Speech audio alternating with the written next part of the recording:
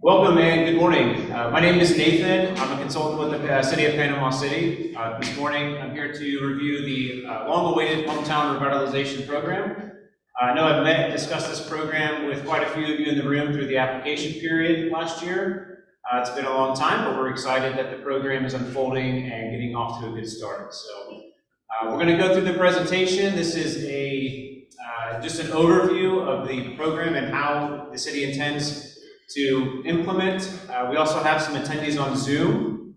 So for those of you on Zoom and here as well, we're going to hold questions till the end. And at the end, we'll open up for a Q&A. We have a microphone here if you'd like to walk up.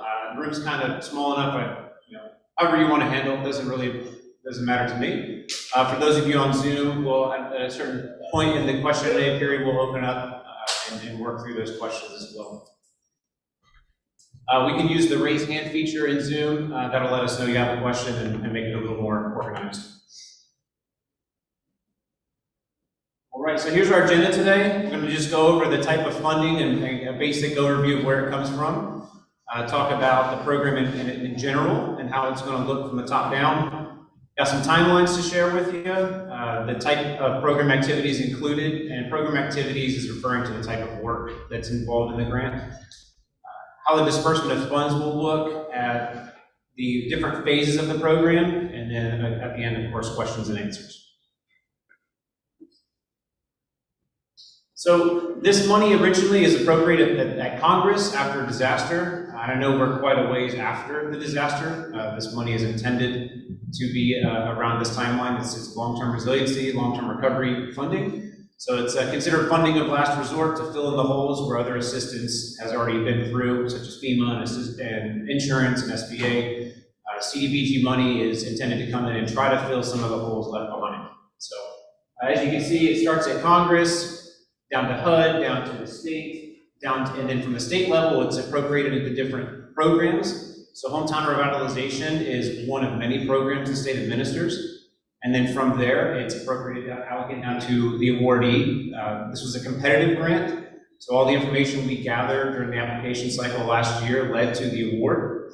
And it was a very competitive grant between 12 counties. So that's kind of where we're at now. And the chain of reporting goes right back up. So as every dollar that's spent is accounted for all the way back up this flow chart here. So just an overview of the program. The basic concept is economic revitalization. So that is the essence of the Hometown Revitalization Program, with an emphasis on facade renovation and particular elements of building improvement. This program was focused on the exterior components of the building, staying out of the interior, with the exception of particular certain HVAC elements and some roofing involved as well. But by and large, the program is designed to be an external facade improvement project. This is reimbursement based, meaning that the city will foot the bill and ask for reimbursement from the state. Now, the only way that happens is if everything is in compliance, and there's quite a bit of compliance involved. So that's why this program is carefully administered at the city level to ensure that every dollar spent the city receives in return. And it's a 1-for-1. It's not a 1-for-2. Just wanted to touch on something, and we'll get into this through the presentation, but the repairs are not limited. I know in the application phase, I spoke with many of you in the room, and we tried to get an overview of what you were looking to do, kind of based on a menu, right? We had here's what we can do, what do you anticipate that your needs will be? And I know part of that discussion was continue your recovery efforts, right? Because this is going to be a little while. Well, now it's been a little while and we're here. So we're not tied to the activities or the repairs that were requested or the type of work. And I'll touch on this in a timeline, but we needed to gather enough data to show the state that there was a need here in Panama City for funding. And that was accomplished through that application cycle, where we took the assessment of the buildings and the type of work that needed done, but we're not tied to that. So, a year and some change later, here we are, and I'm sure there's been quite a bit of work done to each of your businesses. So the opportunity to reassess is built in here. So we're not tied to anything back there. We're trying to look forward.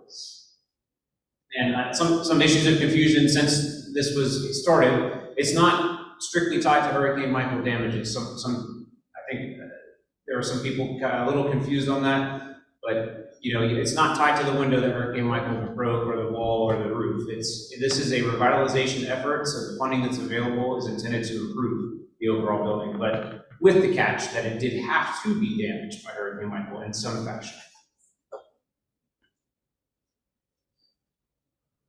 So the kickoff here, this program in its initial phase will be serving the pre-qualified businesses, pre-registered businesses initially.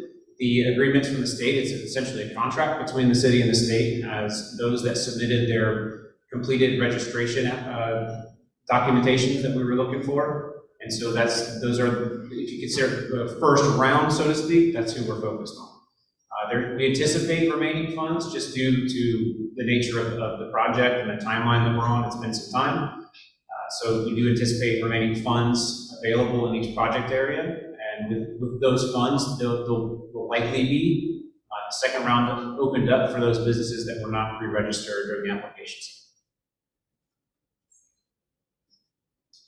So our timeline here, I just wanted to give everybody an overview of kind of the effort that's been put into the front side of this. So I know that when most of us last spoke was last year, January to about the April window of time. That's when the state released the program and when a lot of this was built, a lot of the data was gathered. And again, back in that time, the message was, it's going to be quite a bit of time here. It's a state program, so continue with recovery efforts, but this is going to justify the grant funding. We had to show the state, again, every dollar is accounted for, so they don't like to write a blank check. You got to show them that there's actual work to be done, and it's a pretty detailed process. So once we got that to the state, the deadline was in April. You can see it was up until August. Governor DeSantis visited Panama City and announced the awards. Panama City was awarded for the facade improvement project. We actually were awarded 4 projects. So for those of you in the room, some may be from the Glenwood area, the Millville area, the downtown area, but all of those are considered, they're actually in 4 different awards, but it's in one big program umbrella. So in August of 21, we received a notification. Basically, the state said, hey, we intend to award Panama City these grant funds. Well, it wasn't until April, and there's nothing the city can do in that white space there. We just had to kind of wait on the state to provide this baseline contract. So once they provided it, it also has a list of to-dos for the city. So we got started on that right away. And as you can see in May, the city completed all of the initial administrative requirements to get us to this point and get this program moving. So it is a major priority at the city level to continue moving forward. And now that the ball is in our court, so to speak, we can actually move forward. So I'm sure all of us are happy to be here this morning and to see this thing open up. Just like in the application, that was more of the application timeline. So here's the projected timeline for what we would call implementation, to actually get grant funding to the streets. So the bubbles here, kind of in the orange-yellow color, are going to be kind of our gates. So we can only do so much before it goes back to the state for their input, review, approval, their authorization for us to continue forward. So as you can see, July through September, and these are kind of generous timelines so that as we unforeseen or potentially some work that we need to redo or appointments that need to be rescheduled. But our primary focus is going to be, if we focus on a couple types of words here, the application phase was designed to kind of pre-register our pool of program participants. So now what we have to do, and if you remember back then, a lot of the questions were kind of in good faith. Did you have 2 employees before the storm? Did you have 2? Do you currently have 2? So on and so forth. Now that we're at the implementation phase, we have to document everything for the state. So this will be an effort that the city will undertake, and it'll be in the form, and I'll get there momentarily, but through our appointments, we'll start gathering this documentation and get essentially the stamp from the state. Yes, we've reviewed business X and they meet all the qualifications, now we can move forward. So we're going to do that kind of in one chunk for all the program participants, all the pre-registered participants, and we'll get to the next stage and have the state do their review and approval. This is not the same thing as the grant cycle, so we're just basically submitting items on a checklist that they need to provide their input, and they need to sign on their line. So once we get there, we'll move into the design phase. Anticipated to run through the end of the year. And from there, we'll go into project construction, or formulation and project construction. Procurement. Obviously, then again, you gotta wait for the state to review and approve their end of that. With anticipated start of construction, looks like March, April of 2023. Now, it's subject to change. This is kind of how it looks from this point in time. Obviously, we'll in every way keep everyone updated if things do change, but this is looking like how we'll move forward. So program activities, again, these are the things that are included. This is kind of your menu, so to speak, when we get to the design phase. And there's some wiggle room within these categories. I mean, the general purpose, is facade improvement. So, walking out, looking at the front of a building, these are the action items that jump out. There might be some other things that you don't see on here, but we'll cover those more if those do emerge, if those are applicable to your business. Those are items that we can discuss during our meeting. And if the general purpose is facade improvement, more than likely there will not be any issue.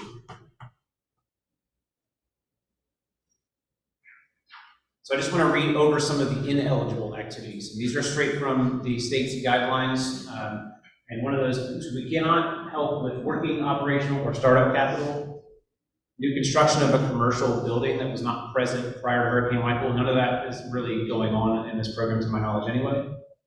Purchase of equipment, any type of inventory. Basically, like I said, the program is intended to stay on the exterior of the building with minimal work happening on the inside. I think HVAC is really the only thing that, and maybe some electrical might extend past the threshold, but that is the intent. All right, so here is the disbursement of funds, and I know there's going to be some questions, and I'm happy to take those again when we get to the end of the presentation, and I will gladly go back to these slides, so don't think once we pass them we can't go back, but I do anticipate to have some questions. So we reviewed many ways for the disbursement of funds, and in an effort to be fair and equitable through every project area. The methodology here is every project area. So for example, the Harrison Avenue project or Beck Avenue, we're going to focus on, as it's a facade improvement project, the square footage of your business's facade, the side of your building that faces the nearest major thoroughfare. So once we total all those up, and I'll get into a little more detail here, we're going to look initially to the information available publicly as its objective, and look at the parcel outline and look at the building. Obviously, there's other ways we can validate that information if you feel there's a discrepancy, but just go with me here. So let's assume all that information is correct. We total up the total facade square footage based on one side of each applicant's building, and then the funding will be distributed as a percentage of that. So your percentage of the facade as compared to the total project's facade. I try to make it a little easier to explain here. So this is an example. This is an imaginary project, okay? So let's assume that the project total facade square footage is 250. We looked at all the fronts of the building and they total 250 square foot. And in this imaginary grant, there's $250,000 available. So on this little chart here, you see if building one has a building square foot facade of 50 square foot, that would add up to about 20% of the grant funds. So you can see the method of disbursement there. And so, again, I know we're probably going to have questions. I'll be glad to come back to these slides here momentarily. All right, so the program phases, there are going to be 3 general phases of the program. First one we've already talked a little bit about, but as you can see, DEO is the state entity that's managing the grant, and they are going to be at the center of all of these phases. So pretty much anything, and this is because we're going to go back to that reimbursement-based grant. The city is out of compliance, the city does not get reimbursed. And obviously, we're going to avoid that. So at every stage or every phase of the program, we have to make sure that the state's involved and that we're in compliance and that they approve of any action the city's taking. So we're going to go over we touched a little bit on the eligibility review period, design phase and construction phase. I'll give a little more information on that here. Again, the purpose of the eligibility period is just to gather the documentation. I mean, in a nutshell, that's all we're going to be doing. Sit down, have appointments, gather the documents that we need, and get them to the state.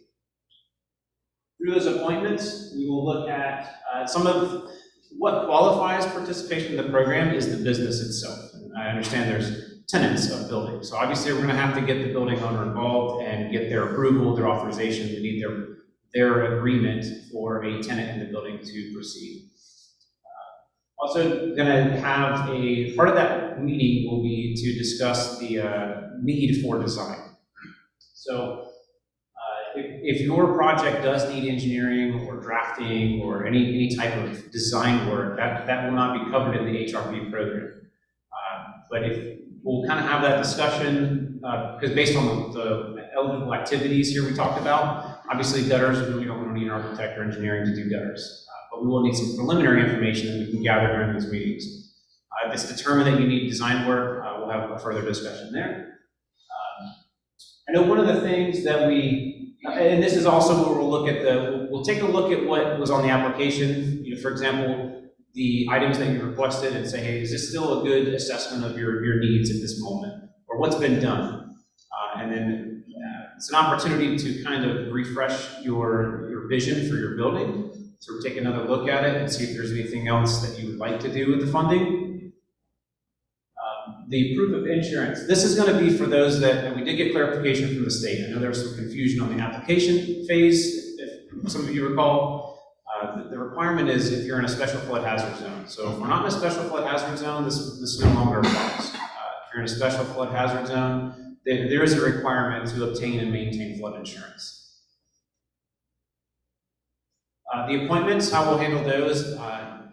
Obviously, if I don't hear from somebody or the city doesn't hear back from somebody, we're going to reach out with a phone call, whatever we need to do. But the primary means will be just through email scheduling. So we'll build a schedule, send a link out, and it'll be very easy just to select the day that works best for you and a time that works best for you. And then we can either meet at your place of business, we can meet at City Hall, whatever. We're going to do what we need to do to make sure we get these appointments. There'll also be some time available over the weekend or in the evenings, as I know we have a mixture of businesses and hours here, so we can certainly accommodate the different schedules that are present in the room. One of the items that we'll take a look at during the eligibility review will be what we call a duplication of benefits.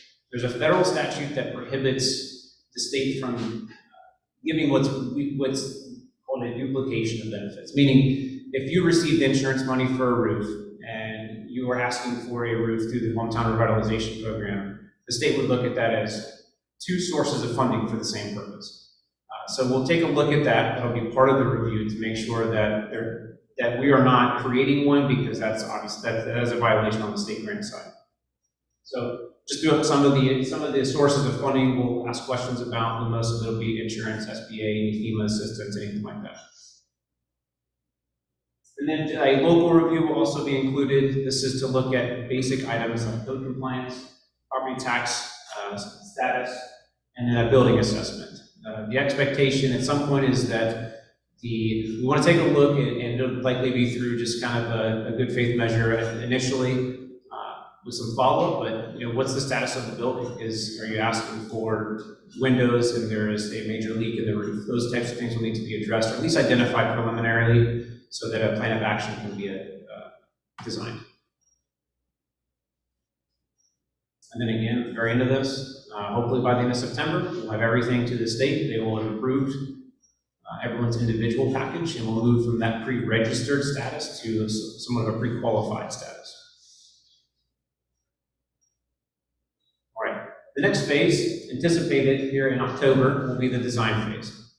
This, like I said, if it's determined that your project will require some sort of engineering or some sort of design work, there may be some assistance through the CRA grant.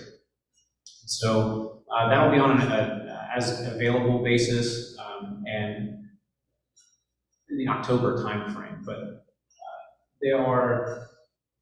the design costs were not included in the HRP program, and the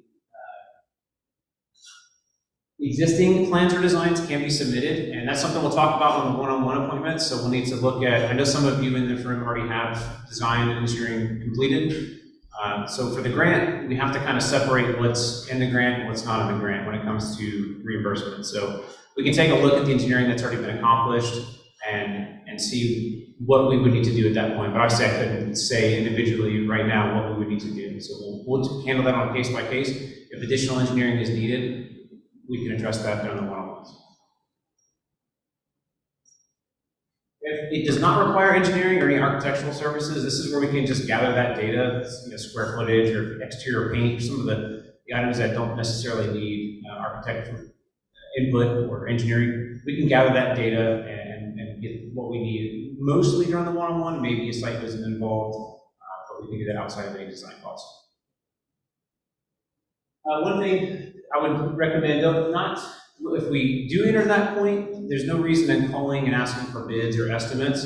It could potentially create a conflict of interest on the procurement side, which is, and also kind of we don't really need it. We don't need it anyway. I mean, we can kind of measure length and width and get that figured out. But what we don't want to do is have some of the local contractors come out and provide the scope of work, essentially, that would go into a procurement. So what we want to do is encourage you, if you have contractors or construction staff that you would like to work with, and I'll talk about that here in a little bit, but where we would like that engagement to be is keep them in the loop that the work's coming and encourage them to apply. But we certainly don't need anything that's submitted.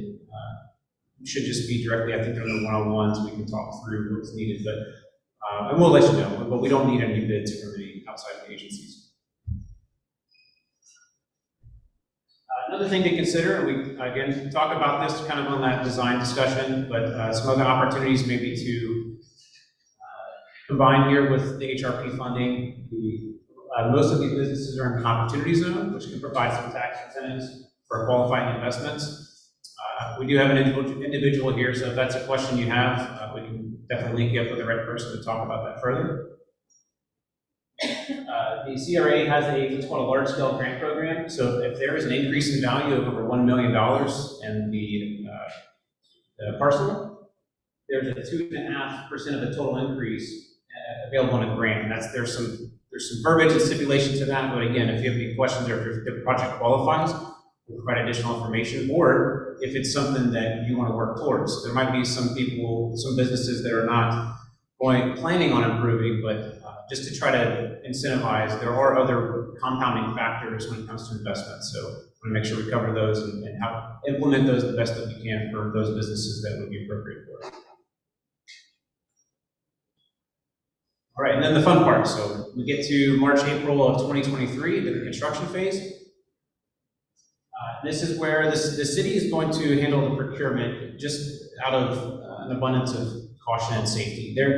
The federal and state procurement requirements are massive. So the way, once we get through the design phase and we have a general understanding and a clear picture of what the scope of work is, the city will formulate projects together throughout the different project areas, and those will go out for bid for construction services. This is where we would encourage everybody, if you have companies or individuals that you'd like to work with, this is your chance to inform them of the work to come. So they can be a part of the competitive bid process and take a look at the work and throw their name in the hat. Again, DEO being at the center of all of this, they're going to take a look at everything we're doing, make sure that they're in approval. Move to contract execution phase. So again, if it's owner occupied, it'll be between the city, the owner, and construction services. If it's tenant occupied, obviously we'll have another component to that. The city will issue the notice to proceed accordingly, with a strategy for each project area, and then obviously inspections through the construction period. Post-construction, so some of the requirements for the grant to participate. Some lingering requirements would be a general usage for 5 years, which at present has been defined as your current zoning.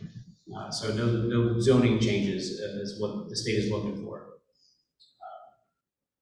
Failure to maintain flood insurance could disqualify a participant from future disaster relief. So just want to send the warning out if you're in a flood zone, a special flood hazard zone, and you need to acquire flood insurance, again, it's obtain and maintain. So the state, at present, is not asking the city to monitor that. So essentially, if you get through the grant cycle and decide I don't want to maintain flood insurance anymore, just want to warn if there's another disaster and there's if you seek assistance through federal funding, that may be a concern. And then if there's a duplication of benefits identified at any point in the process, kind of like we talked about, this state's requirement is that the city must recapture those funds. It's only in excess of what the duplication is. So it's not a, recapturing of all funds because there's a duplication of X amount. It's just whatever that duplication amount is. Now, if the duplication is based on a breach of contract or fraudulent statements provided, that's when it goes to the state, requires the state to call back all of the funding. So now we're to the question and answer part. Again, we have a microphone up front if you'd like to walk up. I think the room may work if you just want to raise your hand and get through some of this. Sure.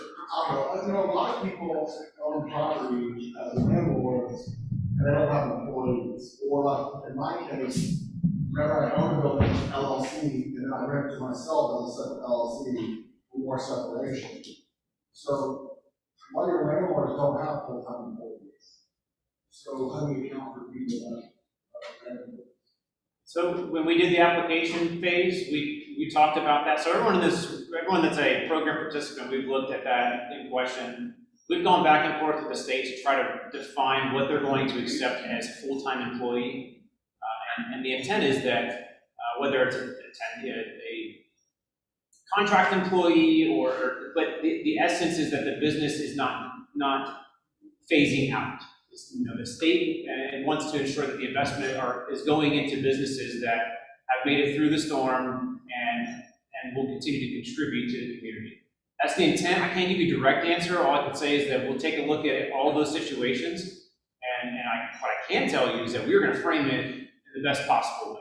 We want to make it meet the state's requirements. So if we do encounter that issue, we will present the best argument to the state. It's not as black and white as the program alludes. We've had open discussions with DEO about that for that reason in particular. So I don't have a final answer. All I can say is we're going to do our best to fight for it. On the flood insurance requirement, what's the required coverage to qualify? That is not specified. That's something we can get with the state. When you talk about required coverage, you mean? If I get a $2 million policy, it's way more than a $2,000 policy on the premiums. Okay. So I'm just curious, what's the lowest amount of coverage that's going to qualify you for this program? It would likely be the amount of improvements in your building. It would be the lowest amount. That's something we can clarify during the one-on-ones again, but I don't think they're looking for anything in excess. What we have the percentages for the facades? That's going to be at some point during the eligibility review period, because we need to see if there's any change in status or if we go through the validation process, because any change is going to change that percentage, right? So if we drop 3 or 4 pre-registered applicants, then that's going to increase the amount of funding available. So as soon as we have a clear picture on that, we can get those numbers. On the design phase that you said CRA grants were possibly available, is that through the commercial CRA grant? Because if so, a lot of us have already used that. We're in that 3-year window, so we're not eligible for more CRA funds. Yes, right. Okay. So that would make it ineligible.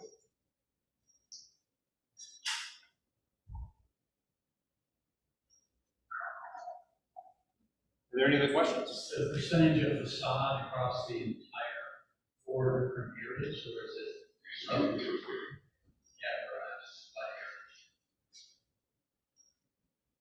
you restate the question? So is the percentage of, following up on this question over there, the percentage of facade, is it over the total, every property in the program, or is it by the Harrison Avenue area, and then there's the It's by the project area, so it'll be Harrison Avenue will have their total facade, and it's broken down by subrecipient from the state. So for those on that agreement, those project areas will be totaled up independently. just by subgroup? Yes. So, speaking on that question, two questions earlier, the equitable distribution of funds is relevant on me, relevant whether it's hurricane damage, it's just to be very, equitable distribution based on footage of, facade amongst the people in the group, Yes. regardless of Can you conditions, repeat regardless the of. question before you answer real quick? Just hearing from people on Zoom that they can't hear questions. Okay, maybe if we want to, That's why. yeah, we can use the microphone. I can bring it to you if you're comfortable with that, since we don't use it here. Either that or they can hear you, you just want to repeat. It's up to you. Okay, yeah, I can do that too. Whatever you want. That works easier.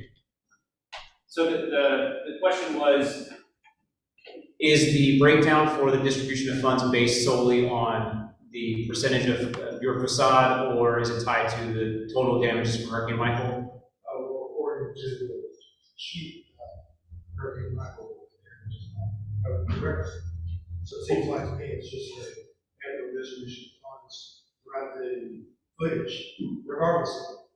Yes, so the one requirement that the building must have had some damage from Hurricane Michael. So that was what, part of the qualification for participation was that your building experienced some damage, but it's not limited to that damage. So if your window broke, you could ask for doors or roofing. It's not tied to what Hurricane Michael did. Had a broken window, you're not gonna get 45 feet under brick facade.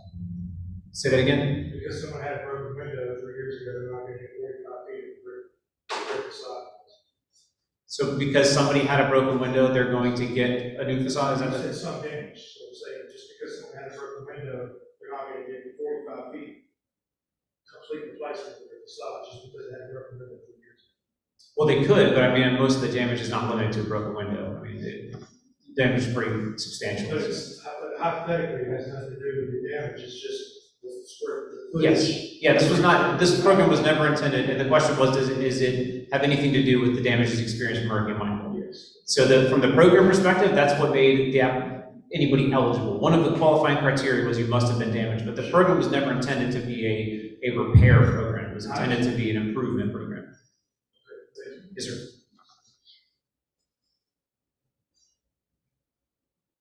Yes. Okay, you said that as you get through the process of qualifying the businesses, some drop off. So that frees up more money for that program area, right? Correct.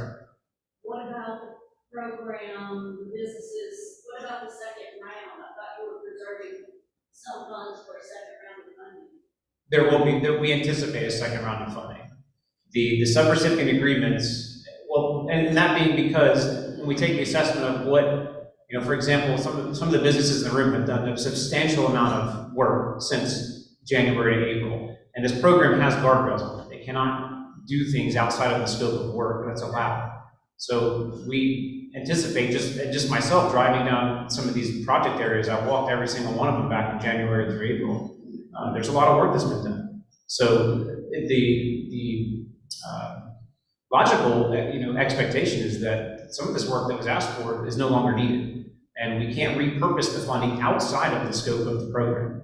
So generally, yes, do expect, not guaranteed, expect remaining funds.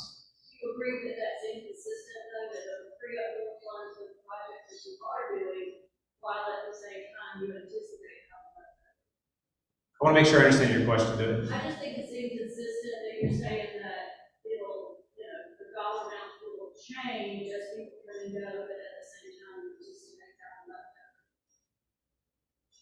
Well, I'm not sure how that, as far as consistency, that is the expectation. But we need to get to an eligibility phase, I think, to give a fair calculation on the facade percentages, that they're kind of they're hand in hand. I mean, they intend, is to focus on those that submitted their documentation during the application cycle. That is the expectation at the state level for us to follow. And in order to do so, we need all the information. So that's the intent, is to get all the information up front before those calculations are completed. To include those calculations, we don't even have accurate calculations of the facades at this point. That's something that we have to accomplish as well. Did I fully answer your question? It really did, Okay. because the way the program was described to us on the street is it was to repair hurricane Michael damage, and now I see that it's to, if you have hurricane Michael damage, then you get into the program and we can look at all sorts of improvements, things that weren't really tied to hurricane Michael. So it feels different than what we heard about on the street. Is that a second or a question? That's not, it's A second and a statement. Okay. It's a statement. So for those that I spoke with individually, I stated, this is the menu, select everything that you think you may need.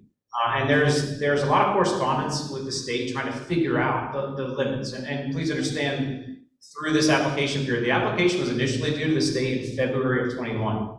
There was such a lack of definition from the state level that they just carte blanche, you have 60 more days.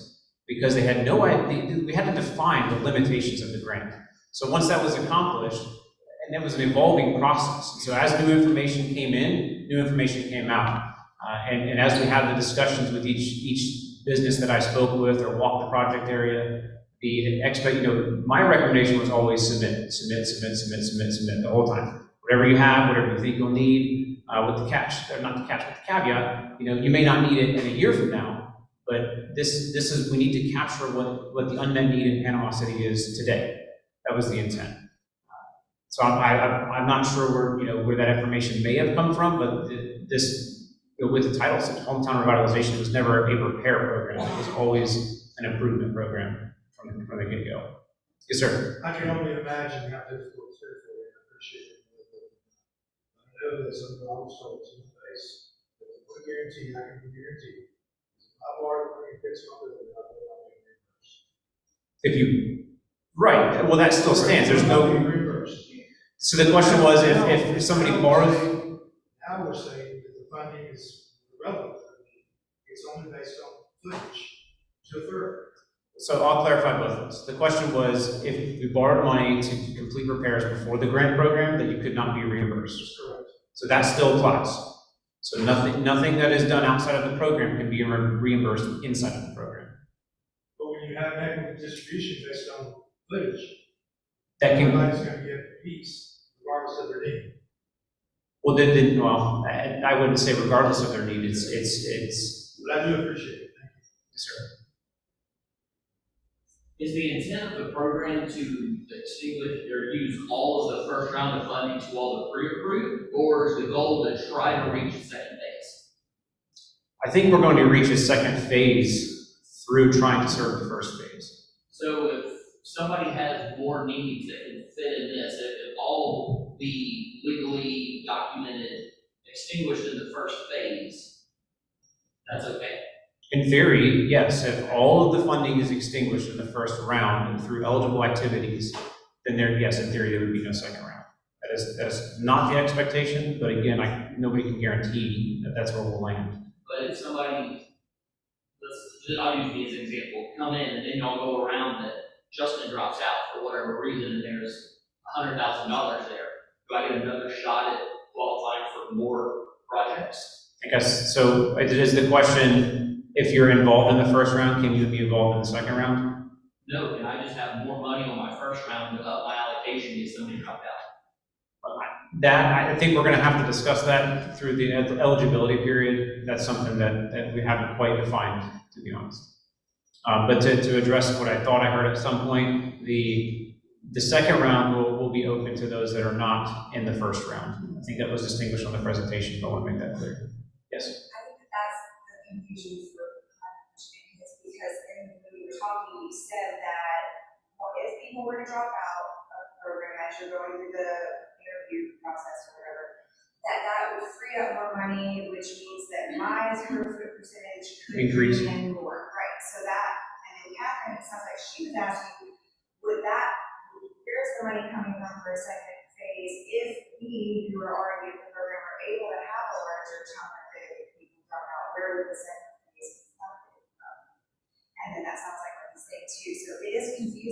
Okay, well, let's clarify. So the one piece of information that we need to even begin calculations is going to be the total facade square footage of each project area, which we don't have as of yet. So that's something that needs to be done to begin this methodology. During the eligibility period review, we're going to get a good indication of what's happening, but the issue of second round funding is not an issue for those that are in the program right now. So that is something in the policy that's been kind of identified, but not defined, because we just don't have a good idea of where the funding is going to be until we get through the next few months. So I think that some of these questions there's just not a good answer for it at present. We're going to have to get the data first to get to that point. I'm going to try to go in order. I apologize. Go ahead. Go ahead. So in our initial application process, a lot of what we have needed for were not just on the front facade or the back facade, they were both. So now that we moved to one facade, is that kind of part of that review process with you? You're going to go through and see which of the facades are most applicable, most funding, or how would that work? So that's a great question. The question presented was, essentially is the work limited to the one facade that's used for the calculation, right? The answer is mostly no. I mean, the one-on-ones, they'll take a look at that. I mean, the idea, right, is to revitalize the public-facing presence, the facade of the building. But by and large, no, there's not an answer, no, you can't use it on the side. You know, if it's beneficial, it's beneficial. But I think those will be fully fleshed out here in the one-on-ones when we look at that particular building as well. I'm trying to go in order. Brian? What is the size of the total pot for the Harrison Avenue? Well, there's 33 businesses. If you're asking for the total square footage of The total amount available for Harrison. 6.2 million in that range, and that does include, that's not all construction funds. So that includes the whole program. Yes. So I get having to have a way the calculation percentages, but in the same acres, like there's 1.7-ish million, there's only 6 businesses, so if you just divide that by 6, that money's gonna be eat up real fast. It's just not that big of a dollar amount if you're talking about major sweeping awnings, roofs, all that qualifying stuff. So I guess that's also where some of the confusion comes in, is it's not like it's a lot of money, but it's also not a lot of money when you take the 6 million on Harrison and divide by 33. I'm not good at math, but Chris is. I just, the percentages, I think there's going to be no second round if you try as hard as possible to get the most out of the pre-qualified people. There's not going to be enough money to accomplish what all those businesses probably want to accomplish.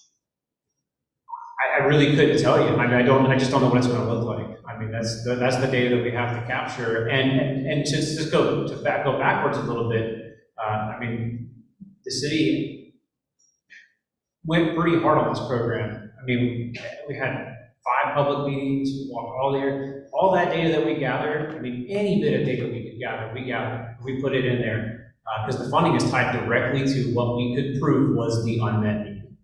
So, I mean, if we could ask for more, certainly would have. No, and I think it's a fantastic program. Super thankful for all of it. But I think some of the confusion comes in with second rounds and percentages. And a lot of those haven't been defined. I mean, the question, I'm trying to match it to Zoom here, some confusion on the second round funding. There's not a lot of data right now to give those answers. That's really where we're at. Yes, Chris? Can contractors bid on just one project or all? Required to bid on the entire group? I'm going to leave that up to the purchasing and project management, how they divide the projects and what's going to be in that RFP. Couldn't speak to that at this moment. Yes? So is a facade one phase of a building? Like if your building's on the corner and you can see the whole building and you come down the street, can you use a different phase, or is the facade just one square footage bigger, one phase? What's going to be used for the calculation is going to be the primary facade, however that's defined or reasonable. So it would be one phase and the most important one to the traffic. Yeah, right, that'd be used for the calculation. That's not the extent of where the improvements are going. So with all the data collection you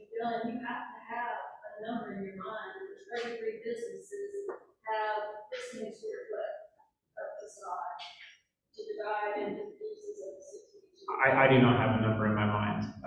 If I came in here and told you that your building was X by X, I'm sure that there would be some, and that for that reason, we're opening that data collection up to the eligibility period before it's predetermined. Yes. The dollar amounts that you're mentioning and the number of businesses in that area, that's the total direct money for this project. It doesn't, there's not administrative costs or anything like that that comes out of that number? No, so the question is does the grant amount, is the grant amount essentially fully allocated for construction? No, the answer is no. There are soft costs, we would say, through the grant process that are included in that total grant amount. Yes. The design phase, of course, some of us are required engineering or, that's gonna be out of pocket. So we can't refer back to the state, we pay the state. So when we get to this phase and we say, I want have this design engineer thing come on the side, of course, engineering will only pay right in there. They're on the way, so then we're kind of at the mercy, right, of the program, from October, December, all the way till March, April, probably, or might be, could be longer, waiting for the initial start. So that's kind of, I guess that's kind of like, it's going to be kind of tough for some people. There's going to come out 15,000 for engineering, and waiting potentially a year to start. So are you asking if there's a cutoff, like if you don't get the design in by a particular time, if you're kicked out? Well, yeah, that too also, because engineering is way out, they are busy with something that like today, or October, December, potential, getting drawing plans approved and everything for this. So what if that does go, I budgeted in engineering for this design phase. They aren't able to get it done until, let's say, beginning of 2023, and then will that fit me behind? Just kind of going to the question, will that fit me behind for a start date? Potentially. I mean, remember, this is all kind of in good faith, right? So from at present, looking at the timeline, this is the general expectation or what we can estimate. I mean, it is an estimate. So, if we have a pocket or a grouping of individuals that are struggling or are just unable to get designs, I mean, we're going to work through those scenarios. It's not a hard cutoff date. And, we're going to work through those the city, we're going to do everything we can at the city level to reduce those costs. Whatever is not needed to go to the architect or engineering, the city's taking that in. We're going to collect that data and formulate that. So looking back on that timeline, Robert, you have your design engineering phase, but then you don't actually, then it has project formulation and procurement. What if you go through a 20,000 of engineering design and your project doesn't get funded? Well, in essence, it's all the funds are available, so there's no issue of we're not applying for a grant at this point. So we're just breaking out the projects that the grant will pay for. Did I answer that? Okay. Nathan, do you think there's any ability for the city to go back to the state and increase funding for the purpose of the fact that construction costs spiral upwards? This is going to take some time. So I'm going to answer that one because that's Thank not on him, that's on me because you're sitting here. So great question because this, when we saw what took place in, Sorry, to some people on Zoom. yeah, thank you.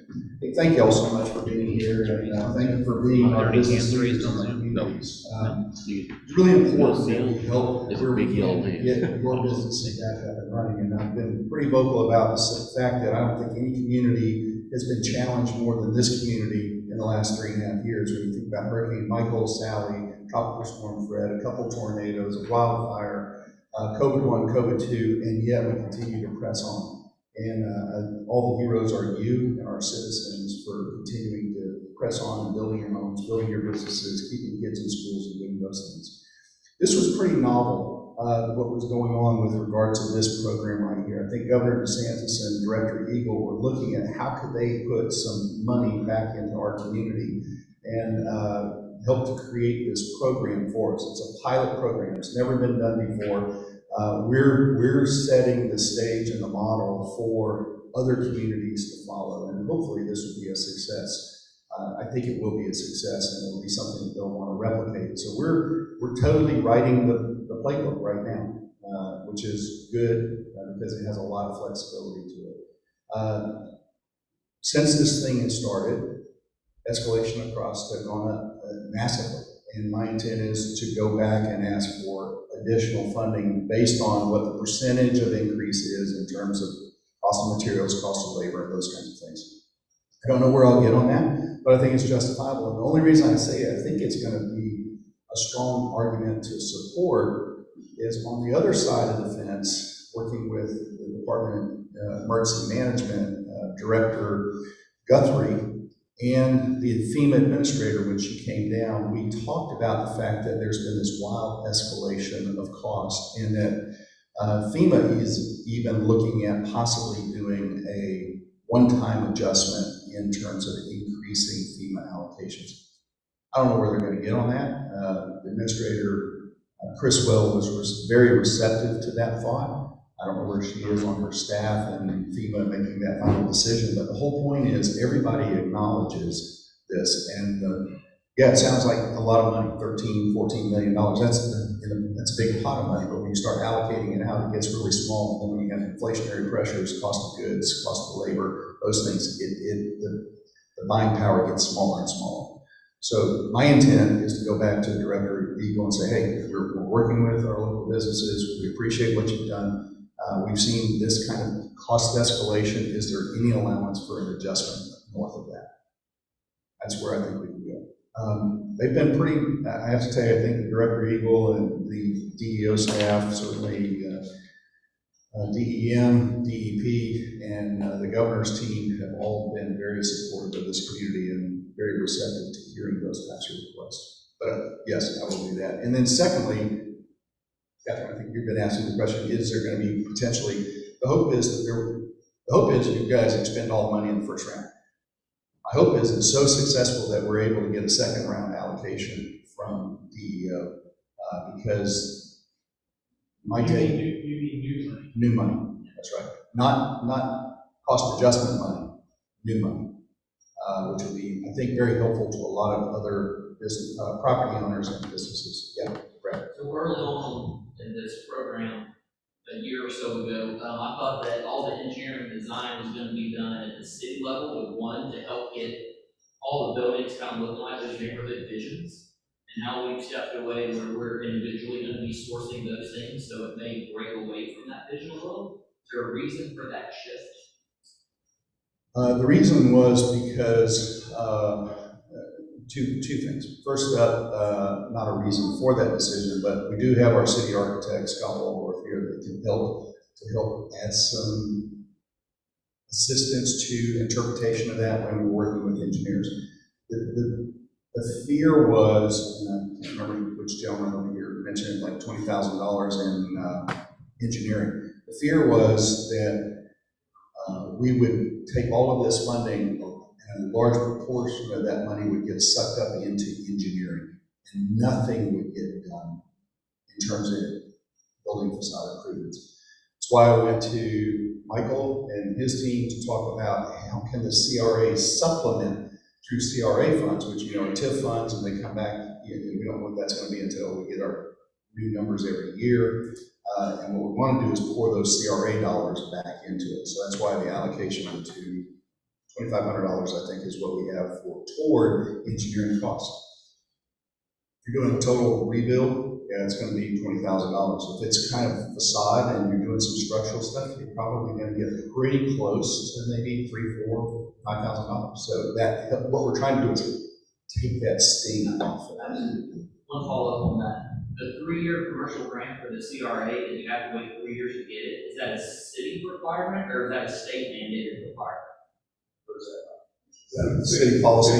So that's something that y'all. Okay, so we could go back and go to the commission about, and again, it's all about, maybe there's a season of time we can suspend that, 3 years. The benefit of this is enhancement of values of properties. And not just the individual properties, but the collective of the areas. I've heard several people mention that CRA, that they used it to get over that first hurdle. Right. And now we're all waiting for 2 more years To to go pass by. before we can get it. So outside of this program, there's some flexibility, and I know a lot of people that will do much smaller projects.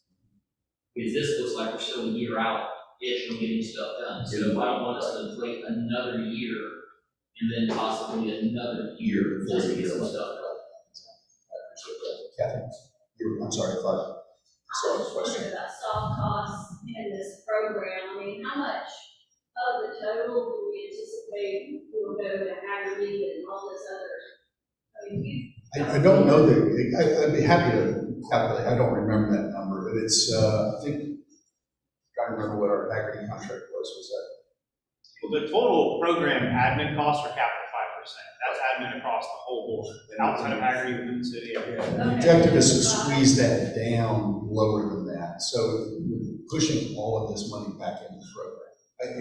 I anticipate it's going to be wildly less than 5%, but it's the accountants that have to do it, the auditors that have to go through all, I mean, it's just all of this back of the house stuff that we have to do to meet the federal requirements to protect you.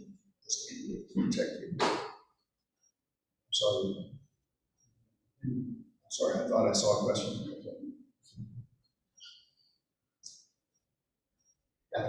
So a business, you said that this was it's business based, it's designed, and the idea is to lift the business, and requirement before was the business had to be in place when the hurricane hit and then exist after the hurricane.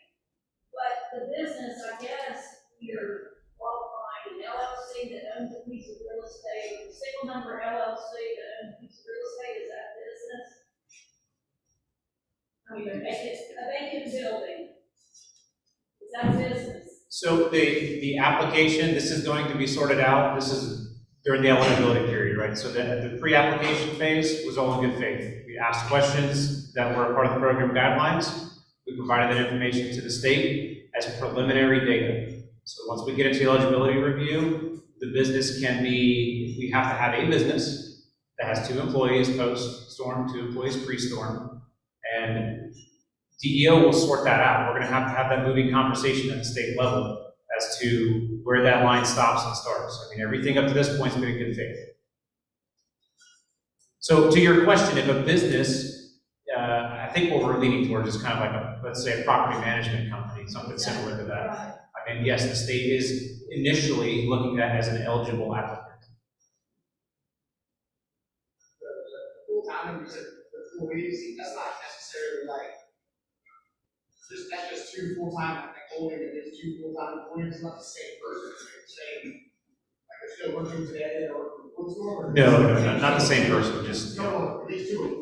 So the way that the state's come back to this, and the question for those of you on Zoom was, are the 2 employees the same 2 employees before the storm and the same 2 after? I mean, just to give some piece to this surrounding envelope on the employee requirement. Again, we're going to have that presentation at the state level that the business is surviving and regrouping and recovering. That's the intent. I think that was the intent with that requirement. And we also posed the question during the application period and subsequently, because COVID hit, COVID was a big issue through all this too. So what about businesses that suffer loss of employees or business due to COVID? I mean, the state's got to take all that into consideration. Ultimately, they have to make the call, but we are going to present the best argument for certain to the state.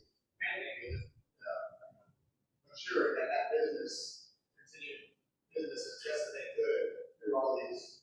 I think that's the intent, and like for those of you that own your own business, you are an employee. I mean, that's one. So, say one more. Is it, for my clarification, because I haven't asked this question, is it 2 full-time or 2 FTE? Full-time equivalent. So if you had 4 part-times that working 4 hours each. I think that would suffice. I mean, the surrounding question is flexibility. Contract employees, FTE, what can we use to justify that the business is surviving? So this is a 36-month program, and you have to do dollars for that, that takes it on. You're actually trying to within like 36 months. We're pushing the question is, are we gonna try to keep this within the 36 months? We're trying to keep it in the 36 months, but the reality is there's gonna be some, like you do a major project and you're 6 months in engineering and you're outside, it's gonna hurt that business in terms of trying to meet that. DEO is the approving authority for the extension of time on this, so we'll have to defer to them, but I think what I've seen in DEO is, and FEMA and DEM is, as long as you're not just sitting around twiddling your thumbs, you're trying to move forward, they have been pretty gracious about extending time.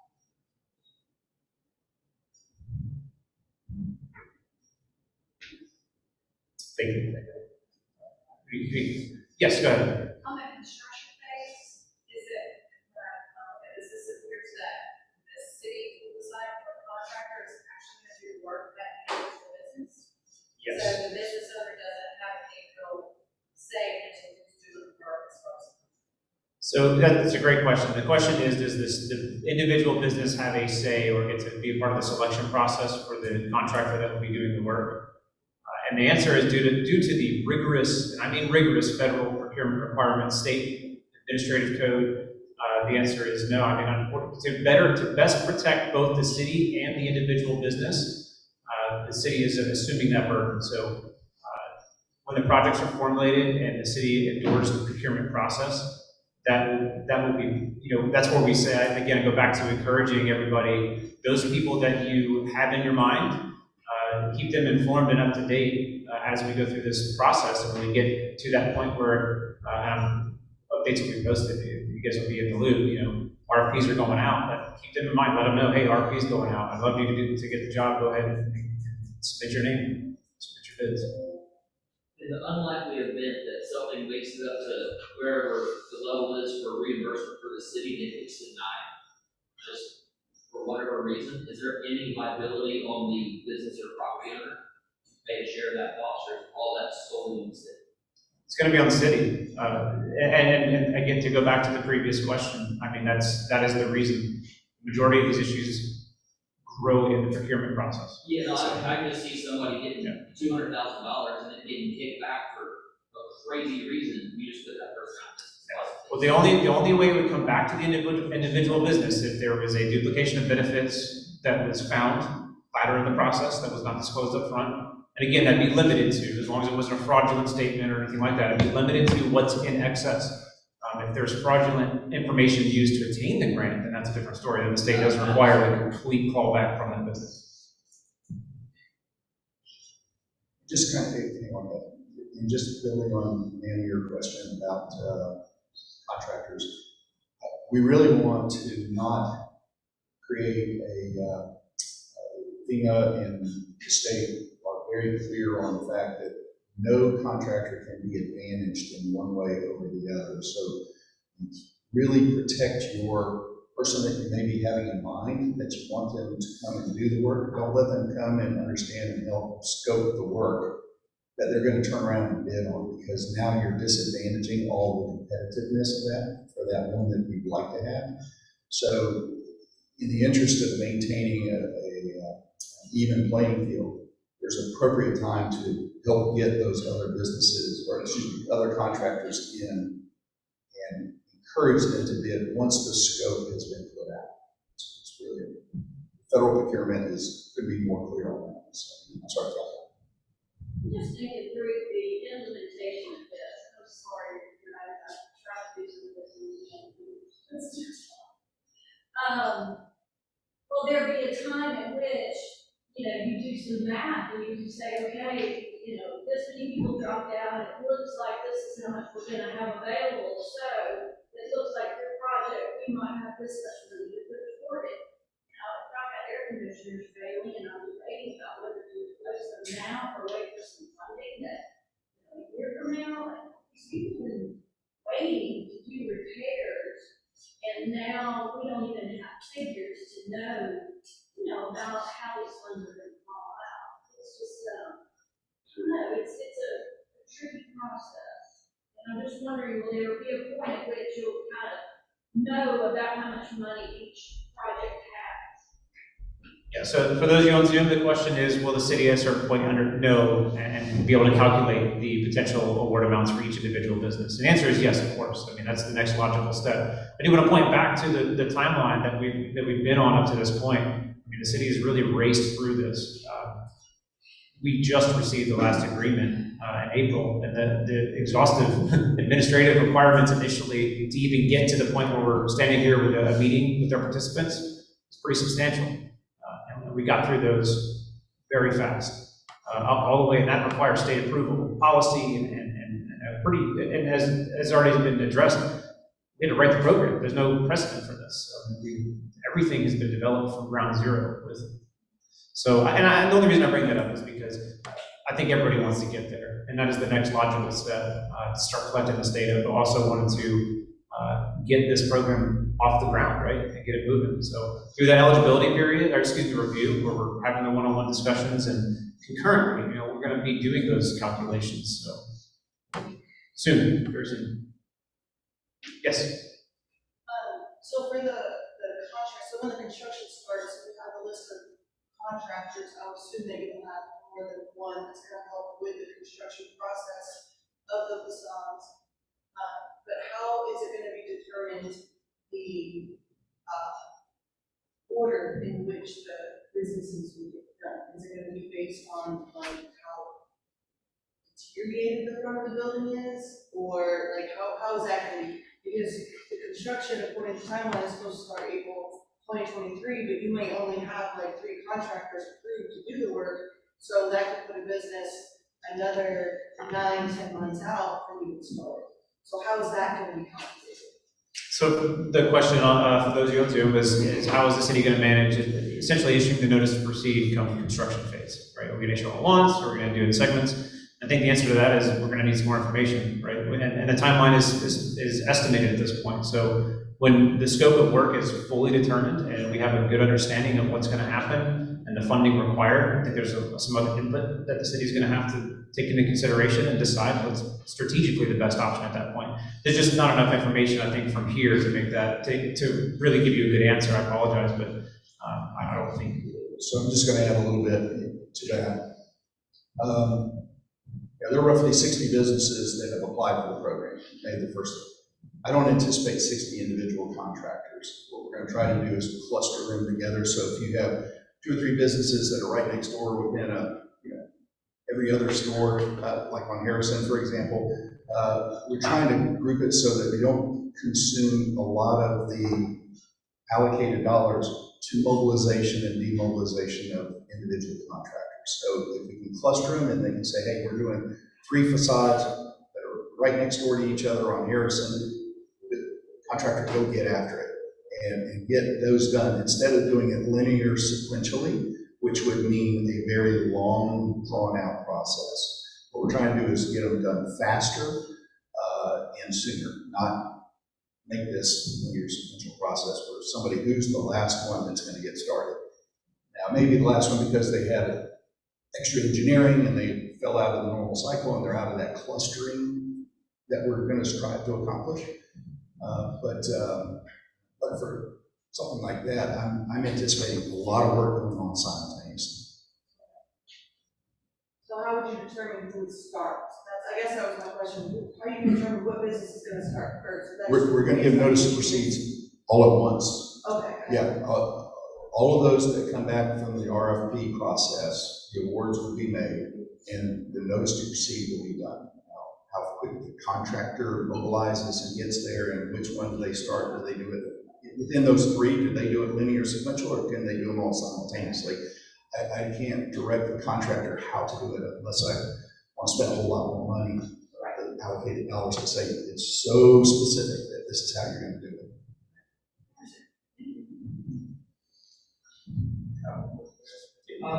So it's the implementation phase, the first phase, of course, have equipment to determine how much each business is allocated percentage-wise for this grant, right?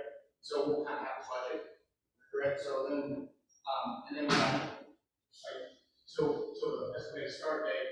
So then it'll be up to the business owner, correct, to determine priority as far as what they need done, like things that can wait that long. Because might have things that need to be addressed sooner. It's not only up to us to go ahead and take care of those as business owners. So these are the things that we're kind of seeing long term that we would like to be done, that we can live without right now. That kind of how this is working. Like if I were to Because that's sign, I would leave out sign for now, till a year from now, obviously, I want to sign, but I'll wait till I get my sign. Right now, I'm gonna do my facade myself.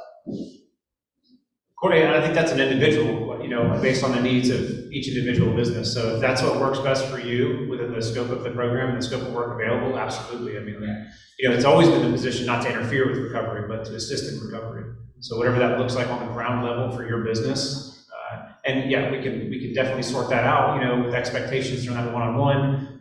What are your primary needs? And I will absolutely build this to suit those needs within the, you know, the best ability of this program. Yes, So say you wait on an AC, because, you know, I don't know anybody here that wouldn't take new ACs unless they put new in right after the hurricane. That's something you can wait on. Let's say Catherine waits and she wants ACs, but a week after she gets awarded her notice to proceed, her ACs go out. Now she puts in new ACs. What happens to those funds, and does it jeopardize anything as she started the work or at that time? I'm just thinking through hypotheticals because a year is a long time to wait. Or well, we're hoping to start in March. I mean, that's, you know, that's the estimated, and that's the hope. I mean, we have sat across tables and we have come up with thousands of what ifs, right? I mean, it's just hard to really answer such specific circumstances. I think the flexibility is the undertone here, right? To address those. And I think the question really, and he's right, a lot of what ifs, but that's a great question because it is a dynamic environment. So I guess the real question is have we issued the contract to the individual to perform the work? Now that's a different condition than if it's before contract award. What's our flexibility relative to doing change orders, which would say, okay, we want to get a credit back for the air conditioner because, and now we want you to do a sign or whatever the case may be. So we've got to look at that in terms of that type of situation where the money has already been the contractor's already been awarded. If it's pre, then I would think that we'd have the flexibility to adjust the scope of work, and that's where giving you the flexibility. You will know the number that's allocated to your property or to your business before it even goes out to bid. You're gonna be intimately involved in that whole process, and then let's say you have $400,000 worth of work that you're estimating to get $200,000. Now you're going to have to prioritize, and it's internal to all of that $400,000 scope of work as to which ones you want to done. And that gives you a lot of flexibility because you can make decisions based on, okay, I can consume risk here, or I can do something else later and take advantage of those dollars to your best interest. Just one question on that. So we have our one-on-one meetings. Are you being assessed what our needs are? You're going to tell us at that point what our budget is, low budget. But we aren't allowed to go get quotes, so how are we supposed to assess what money we want to adjust, what money we want to use? Yeah, I kind of see it as not just a one and done engagement with each of the owners. It's, okay, we're going to sit down and develop the scope. We're going to get all the measurements, figure out who's going to do what, because there are some businesses that will fall out and say, no, I'm going in a different direction, which is fine. That just gives more dollars available for this allocation. What I anticipate is when we finally get what that number is, we're going to come back and say, okay, you had $400,000 worth of work, the allocation is $322,000. What do you want to have fall out of your scope? So you'll assign an approximate dollar amount from your architect, or whoever will say, okay, we think you're doing your stuff well, it's going to cost this much. So here's your budget line item, this is how much you have, what do you want to eliminate? Yeah, what we use as a basis for that is RS means, which is the insurance industry for determining cost of repair. And for repair of facade, if it's brick, if it's windows, doors, whatever, there's a standard thing. So that gets us our estimate for what we think it will be. Now, there could be cost escalations, there could be nuances, there could be specialty work, and that all needs to be considered. But this really, it's going to be very dynamic. I anticipate very dynamic engagement with each of you as we get closer and closer and closer to nailing down what that scope of work is. And once we do the scope of work, that's what we're advertising to contractors to be able to come in and do the work. And then possibly, if something breaks in the interim, we've got to do a change order, we're going to have to work through those. And I think to add to that too, I think the next logical step here is to get these calculations completed, right? And so we can have an estimate. I mean, it's going to be an estimate until we get to a certain point, but I anticipate when you're one-on-one meeting, we're going to have that data available. We're going to know, okay, look, this is the estimated ballpark that we're operating in. And to the previous point, the engagement, for those that don't need design costs, that's where the city is trying to absorb that internally, right? So you say I need 30 linear foot of gutter and 150 square foot of exterior paint. That's something we can cost estimate internally and build into our, and to have that dynamic conversations and, you know, to where we think, hey, we think you're going to be over the grant funding potentially, you know, and if that's the case, how would you like to proceed? Do you want to bring additional funds to the table? Do you want to drop work? Do you want to prioritize? But again, very dynamic back and forth. It's not limited to one-on-one. I will meet anybody, anywhere, anytime. We will get. I mean, that is the undertone of this whole program. I mean, there's so many different schedules and needs and priorities. So there may be more than one-on-one. So we can bring additional funds to the table if we need $400,000 more, there's 300, Yes. we can bring 100 of our own money. Correct.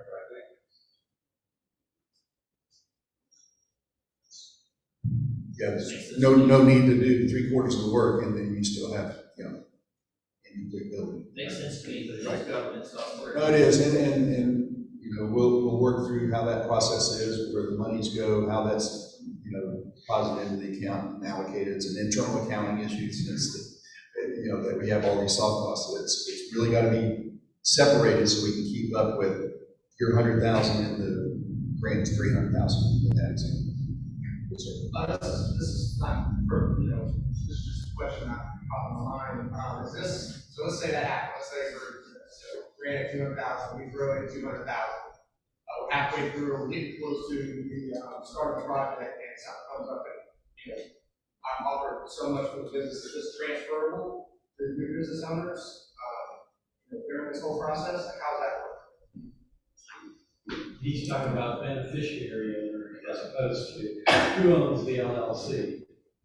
We'll have to submit that to the state, see their position on that. That's very good.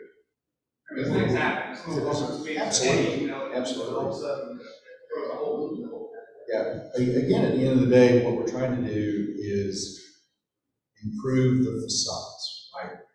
And I think that it doesn't really matter who the entity is that's going to actually benefit from it. It's the city's benefiting, and hopefully that business owner, that property owner, certainly will petition. But it just seems logical that, hey, it shouldn't matter to DEO who's actually, in my opinion, personal opinion, it shouldn't matter to DEO who's actually going to be doing it. If you put 200 in, the grant's got 200 in, you go and sell a business, and then the subsequent one owner, purchaser is going to be doing the same thing. You probably baked in your 200,000 that you're getting back in the sale of that asset. The whole reason I just is to bring more people to this area. To the area, that's right. That's what we're doing over here, right? To make more, so they bypass your part, they're like, I'm willing to go see NLC to do that. Now, that's where we have more of an experience. Our trip, where we were in Mimosa, 10 acres, you know, downtown,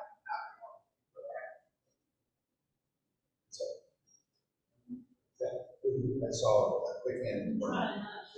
Oh, come on. It's all good. You ask great questions. Now, insurance, if a piece of real estate received the benefit of insurance funds, that property, that would be looked at as a liquidation. if it's for the same purpose. So, I mean, we're talking improvements, and part of the undertone here is to encourage the use of hardened materials. So there's ways to distinguish. But what we can't do is replace something that's already been replaced with no sort of measurable improvement. Yeah, that can be part of the program.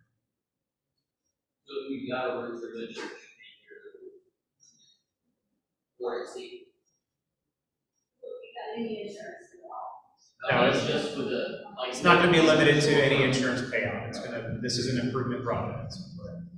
Because you may have gotten a bunch of insurance, let's say you got $500,000 worth of insurance dollars in it, it went through the roof, it went through the interior, some electrical, some carpets, some contents. And all you want to do is a roof, you just got to slice that piece out of it, so there's no duplication of benefit. All the other insurance has no consequence to it. Yes. Well, I guess that answers my question. Okay, Because perfect. What I've been saying is that the distribution based on the square footage, but if the size are in the base, then obviously. Okay, and maybe I can, so it's the basis for the calculation, but it's not your limiting factor. It's just the methodology to fairly distribute grant funds, and then from there we move into scope of work or something. Now, the one thing, let me just pile on to Brad's question about, hey, can we add more? We're not doing interiors. No, yeah, this isn't remodeling and all that kind of stuff. That would be you in a separate contract with somebody else. It's just limited to the facade, the envelope. We really want to make sure that facilities are dry and air conditioned, because those are critical, and the primary facade is done. One of the things we are looking at, and I think we were talking about alleyway. There are some primary alleyways that are visible. So, for example, on 400 block of Harrison, we've got Harrison Street side and we have the alley side. That because you don't want to just put lipstick on the front and not have the back looking well as well. Where an alley up in I'm making this up, the 1000 block is really, no kidding, just an alley, and it backs up to nothing, right? It's just a surface alley as opposed to what we see on the backside of the 400 block, as an example. Or over in St. Andrews, Brad, you've got views, people are looking at you from 4 sides now, that's right, yeah. How do we do that? And what we want to do is spread that money as far as we can. But we have to go based on, to be equitable, is to go by the primary view, that you can spread that out on all 4 sides or 3 sides, or Tom's Hot Dogs, 2 primary sides that people see. So side, or front and side of the calculation is just the front. That's the primary side, right?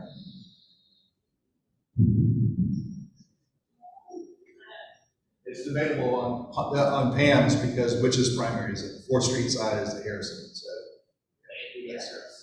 I'm sorry, it's where the address is. Any other questions? Yes. Sorry, Mayor, but I guess another question about duplication benefits. What if there was insurance payout and a business used it to replace something just to get open, but they did, just a random example, but hey, I need to replace this window real quick, right after school, try and get back open. It's gonna be the cheapest window I can buy. Part of the program is about resiliency and hardening, right? What if I want to go back now, almost 4 years after the storm, put in a new double pane, energy efficient, stronger window, whatever. So is that still under that duplication of benefits? I mean, what if I want to improve something that I've already improved? No, and that goes, that's a great question, better stated than I answered it earlier. The expectation is no, that would not repeat it. Yeah, sorry, for those of you on Zoom, the question is, let's say after the storm, you had to get, your windows were busted out, you had to get windows in your facility to dry it in, essentially. One of the qualifying elements of the program is to encourage, not mandate, but encourage the use of strengthened and hardened materials and then renovation. So the question is, if my insurance paid for the windows, but now I want double pane, super duper awesome windows in my store, hardened windows, is this going to be considered duplication of benefits? I mean, ultimately, we're going to pitch that to the state, but the answer, the expectation is no. We are following the guidelines, and we're encouraging hardened materials. So we're not replacing like in kind. We're going up in protection level, we're going up in material and expectations.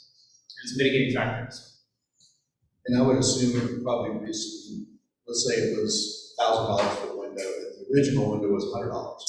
You may reduce it by 100 and have the 900 still available.